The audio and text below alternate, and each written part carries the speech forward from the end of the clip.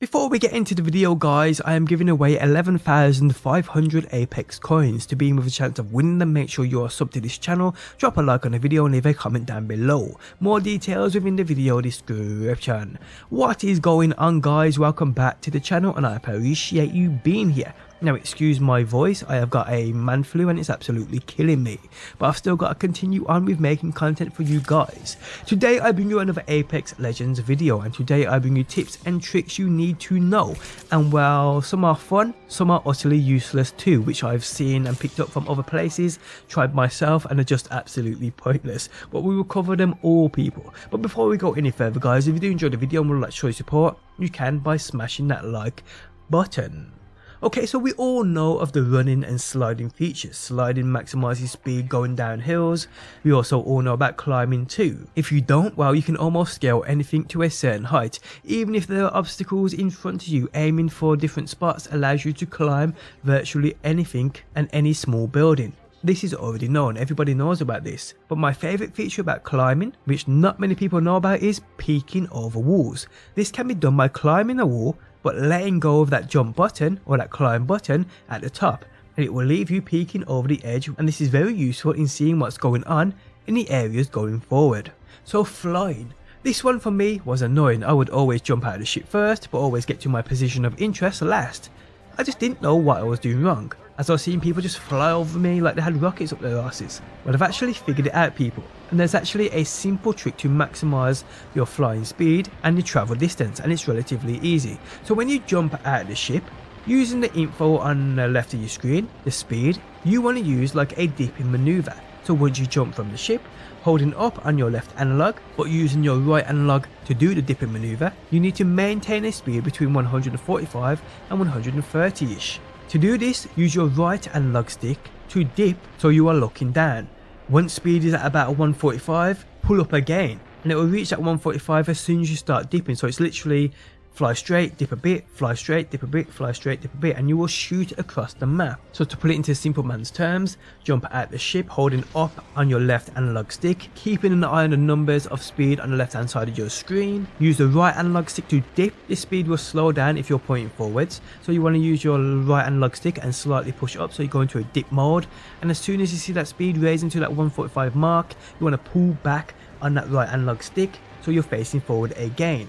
When that speed drops to about 135 again, do exactly the same thing and rinse and repeat people, and you will shoot across the map like Rocket Knight Adventures. Not like many of you guys remember that old school game, but yes, this in my opinion is the fastest way of getting across the map and maximising travel distances. Also guys, using balloons mid-game to maximise travel distance. So mid-games, when you find a balloon and you want to use it to travel to or away from whatever you're trying to do, you can actually maximise travel distance by using this simple tip, and it works wonders guys.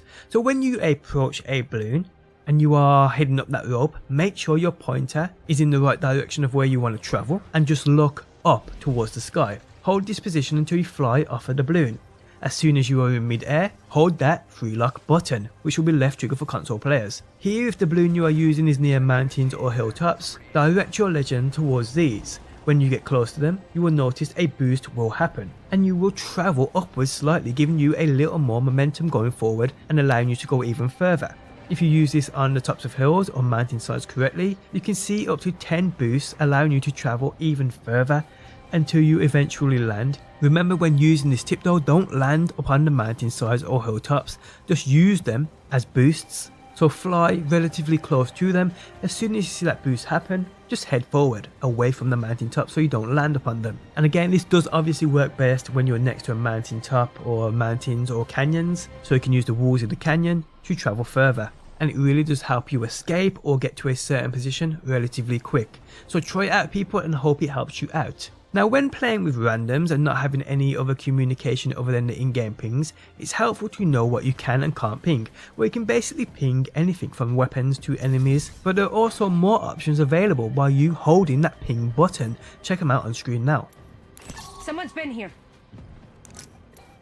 Listen, let's move here. Contact. I'm gonna check over there for loot. Going to explore here.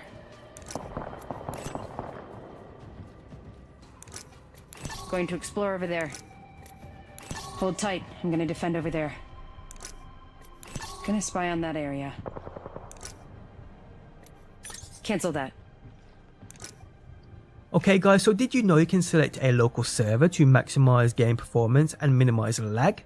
The server appears mostly at random, and on the main Apex Legends screen where it indicates you to press that A button to continue, sometimes it appears here in the bottom left corner of the screen. But it's random as heck for most people, but I figured a way on how you can get this to pop up so you can select a certain server. When at this screen, simply keep logging in and out of your profile. Doing this about 3 or 4 times should make this menu pop up. Once you do get to pop up, you will notice it appear in the bottom left of your screen, and it will tell you to use your analog to pull the menu up, which allows you to pick your local server to connect to, which is great. Another thing I highly recommend you trying, and that is changing a few controller settings. Obviously console players only, but hey, it may work on PC too. So go into your settings, select controller and pan down to response curve. Here you should have it on classic, which is Respawn's natural first person shooting feel. This for me helped me out a ton and just made my overall game much better. Also a setting to change and try is Lock Dead Zone. Now my first instance with this was with Red Dead Redemption, and it's through this game in which I understand how this works. Now it's kinda hard to explain, but for me, imagine there are 2 targets next to each other, A and B. Let's say they are separated by about 5 feet. You shoot A, then pull your aim to B. While in your head and the control over your analogs you are used to, this was on target, but somehow when playing you shoot and it's off target. Have you ever quickly shifted your aim onto someone's head and overdone it by a little bit or underdone it by a little bit and never really knew why, as in your mind it was perfect? While me turning this Lock Dead Zone completely off done this trick. I no longer over aim when I feel it was perfect. And the difference for me now is crazy good. I do recommend you trying this out, but always remember your standard settings as a backup just in case this doesn't feel right to you. But it definitely made a difference to me. I had a problem of over aiming and under aiming when I felt my aim was on target. Turning this Lock Dead Zone off completely eliminated that feeling. So try it out, people. Also guys, you are obviously aware of Caustic and his gas traps and these things going off whether you are near them or you shoot them, but were you aware of their weak spots? At the bottom of the trap is a little red band going around the entire trap. If you shoot this, the trap kinda deflates and disappears without exposing any gas at all. Be careful though, as these are pretty hard to hit at a distance, but this is an easy way to get rid of them. Within those instances, the Caustic either uses them to barrier himself into a building or if they're blocking your path. So yeah guys, I hope this helps you out. Okay, so now we're going to move on to a few useless tips I've seen and tried, and to be honest, are just completely pointless. Now some of these tips I've seen get a lot of publicity, but to be honest, are just quite useless and just don't work at all. So we have 2 instances. Firstly, Gibraltar's portable shield.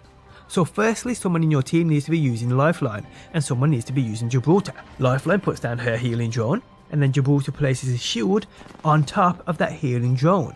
If done right, Lifeline can then push the drone along the floor, allowing the shield to move a few feet. I saw this get overhyped and thought there was no way this would be useful to anybody, and I was right, it's utterly useless. Next up's Wraith's portal insta-kill. So I saw a clip where someone claimed if you use Wraith's Dimensional Rift, her ultimate ability, outside of a building, run into the building, drop the rift, and then close the door. If an enemy is to run through the portal, they will hit the door, leading to their insta-death. So I tried this, and did it work? No, it didn't. It led to me being utterly destroyed.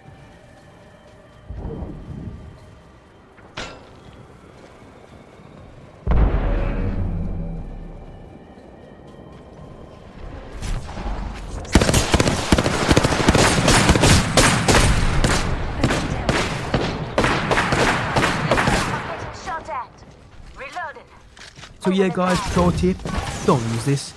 Something else I picked up on while messing around. Did you guys know you can inspect weapons? Not many people know about this, but hey, you can inspect your weapon. If you hold left on your D-pad, you will inspect the weapon you are holding. You can also inspect grenades you are holding. Pretty cool. But did you guys know, while holding nothing, you can inspect your hands? And yes, you crack your knuckles. Nice addition. Respawn truly have thought of everything.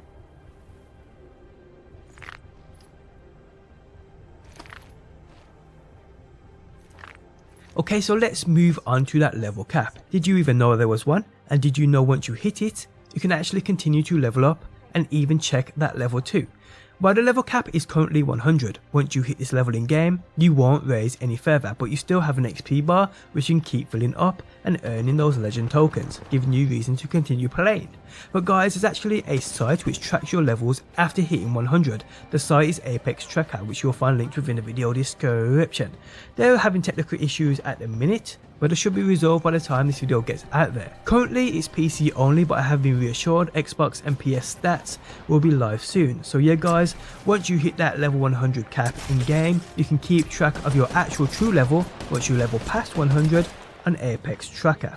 And lastly guys, this map on screen now showcases all high tier loot locations with the percentage of times the high tier loot will spawn into said locations.